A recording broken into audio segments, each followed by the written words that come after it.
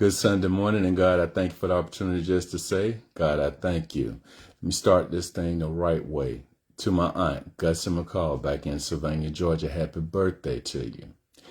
To a person who has never gave birth to a child, she's raised all of us in some capacity, and we appreciate you for who you've been to us and will continue to be to us. So enjoy this day. And to the ones of you that are hearing me who know her, reach out to her and tell her happy birthday, because I know she would appreciate it. Now, favor ain't fair. Gonna deal with a little bit of entertainment, then I'm gonna get into the business. I went to bed Friday night and woke up Saturday morning, and Florida State had lost. And I sat up last night and I watched a great game against Alabama and Georgia. And Georgia lost. Oh yeah. I was born a Bulldog. I choose to be a Gator. And today, I can sit here and have this conversation because the one thing about my Gators, they didn't lose yesterday because they did not play. So I'm going to be like the Cowboy fans. I'm in these streets and I'm running my mouth. Maybe next week I got to shut up, but this week, I'm going to take full advantage of it. So when do you get the opportunity to be able to say the Seminoles and the Bulldogs lost and the Gators didn't? I got this one. Enough with the antics. Hey, let's get started. I want to talk to you today, and I want to talk to you about remembering where you come from, who you are, not who you think you are.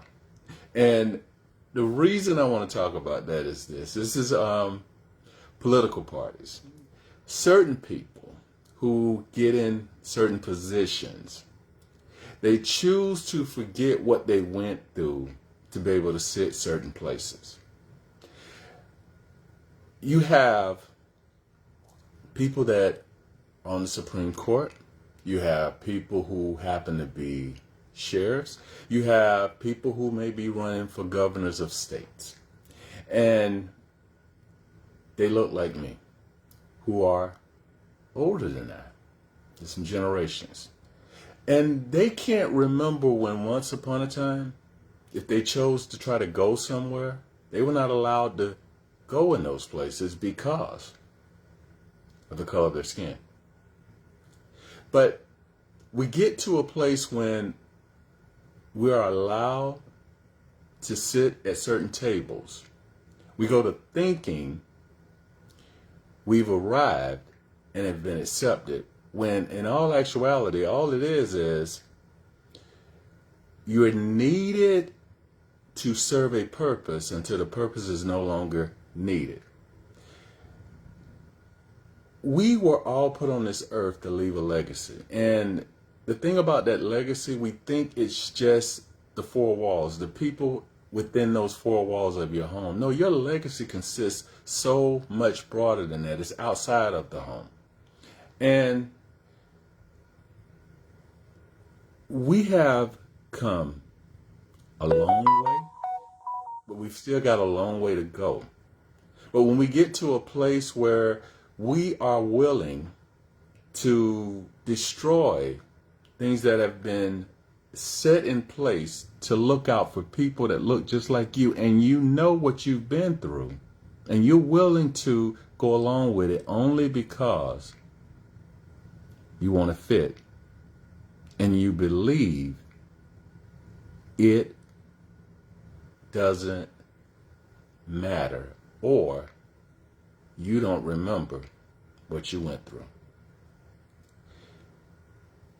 It's funny to me, and I'm thankful that I have chosen not to allow myself to get caught up in thinking that I'm someone that I'm not. I choose to look in the mirror each and every day and see the person from the reflection and know what I've gone through, what I'm going through, and who I am. And I don't move in a manner to look out for me and me alone. I move in a manner to think about the ones that are behind me or the ones that are next to me who cannot speak for themselves at this moment or do for themselves. Because when I'm no longer here, this has to continue to move forward. I also want to bring to the attention this morning our Speaker of the House. There's a person who won an election, who's waiting to be sworn into office, but the Speaker of the House has decided he's going to hold off as long as he can. He's utilizing what's in place to be able to do what he's doing. And the reason he's holding back or delaying the swearing in is because this is a Democrat. This Democrat, this woman, she gets sworn in, that will give the Democrats that are in the House enough to actually release the Epstein files. Let that sink in. But they're doing whatever they have to do based on the directions of the leadership to keep this from happening. Scared. All because they don't want to know or want us to know what's in those files, which says one thing and one thing only. There's something in those files we need to know. But think about that. But these are our leaders. This government is about to shut down. And if this government shuts down, it's going to put a lot of us in a bad situation based on the fact people will not be able to maintain their livelihood because of the dependency of the government. And they're willing to let this happen to prove points. But it's going to be turned around. There are going to be a lot of different things that's going to be said based on who does what. But remember this. The Democrats don't run anything. The Republicans do, from the top to the bottom. So if it shuts down because choices. Because see, the top of the leadership, regardless of how we're struggling to get from point A to point B financially, they're continuously rising off the backs of us. And we're believing or accepting and thinking, allowing ourselves to be manipulated, that ugly word, that they're working in our best interest. Wake up, people.